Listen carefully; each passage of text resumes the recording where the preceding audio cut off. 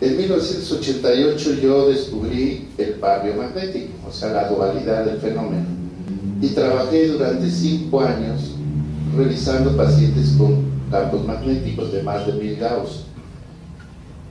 Logré atender a 25,000 pacientes en 5 años, pero espontáneamente en 1993 descubro que el cerebro ya entrenado y con toda esta información puede hacer las veces de mi mano, y entonces descubro que es una comunicación con el ADN tanto mitocondrial como del núcleo de la célula, y nos responde porque el cerebro emite positrones y además utilizamos como fuente para esos positrones el adenosín trifosfatado, que tiene una similitud con el ADN, no es igual, pero tiene fósforo también, y esas partículas subelementales, y ahí entra la física cuántica, van e inciden en la célula y nos responde.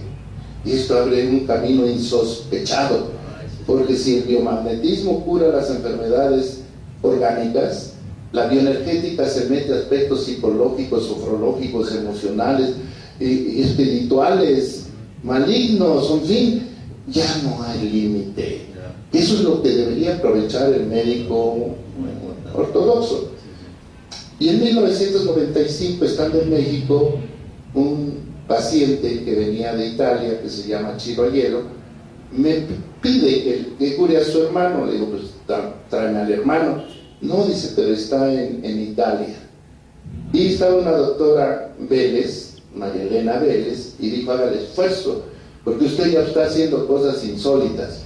Y bueno, en el nombre de Dios, yo creo en Dios, pues hacemos el esfuerzo y dale. Se curó el hermano, de México a Piano Sorrento.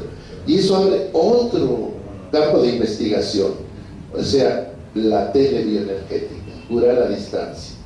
Pero todo esto se ha ido dando, y todo esto lo estamos fundamentando. Para este segundo nivel de conciencia, que es la bioenergética, yo tenía que soportarlo con algo, y obviamente la física relativista de Einstein, la física cuántica, la física de cuerdas, pero algo faltaba. ¿Y dónde me encuentra la doctora Esther del Río, en México, que es una científica, y ella descubrió 2 fenómenos del organismo? Uno, la red ferrosoférrica. Aparte del fierro que tenemos en la hemoglobina, tenemos otros 5 gramos de fierro regado. Eso es lo que nos da la capacidad de captar y emitir señales. Y además el agua cristal. O sea, nosotros tenemos el 70% de nuestro organismo es agua cristal. O sea, son cristales que se forman por 37 moléculas de agua, y eso nos permite tener una comunicación expedita en todo nuestro organismo.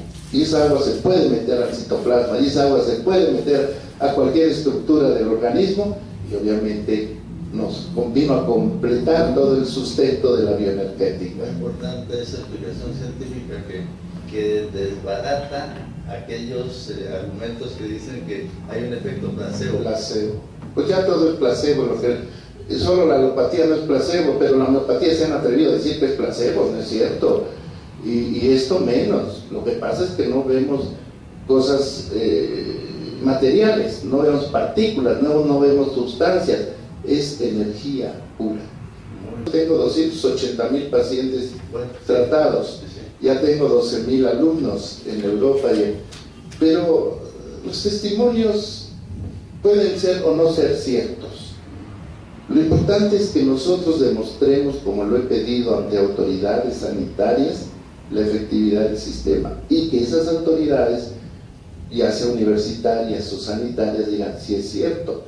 Esto ya pasó en Cuba. En Cuba atendimos un gran número de pacientes, y en este momento es un boom allá, igual en España, pero son las autoridades las que deberían tener cartas en el asunto y decir si es cierto.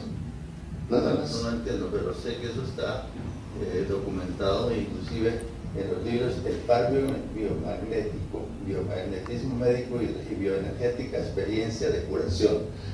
Ahí es donde está plasmado todo esa documentación. Estamos hablando ya de 10 volúmenes que ha emitido la Universidad Autónoma de Chapingo en México, y son más de 700 tesis que se han emitido por físicos, químicos, biólogos, psicólogos, enfermeras, matronas y médicos. Y ahí es donde está plasmado precisamente toda la información de otras personas que ya dan fe de lo que está pasando. Y estamos hablando de 700 tesis, y este año vamos a meter otras 100, vamos a hablar ya de 800 tesis. Eso es lo que no quieren analizar ni los médicos, ni las instituciones, ni las autoridades. Que está demostrado que se puede curar el cáncer, que se puede curar el SIDA, el Alzheimer, la diabetes. Una serie de... En México, la principal causa de enfermedad actualmente es la diabetes, y de mortalidad y morbilidad. Es curable. El 99% de los pacientes no son diabéticos formales.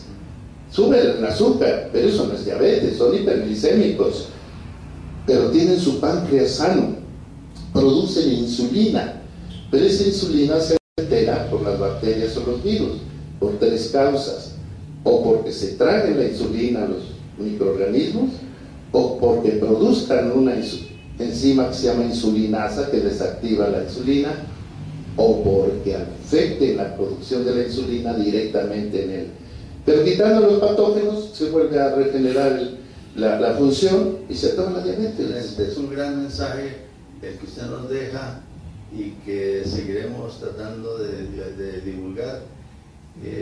Los que hayan visto esta entrevista se habrán dado cuenta de la personalidad del Dr. Boyce, que es un hombre multifacético, que es un gran médico, un gran científico, un poeta, tiene un gran sentido del humor, además, tiene una serie de cualidades que lo hacen creíble. Eso es lo importante, que creo haber demostrado en esta entrevista.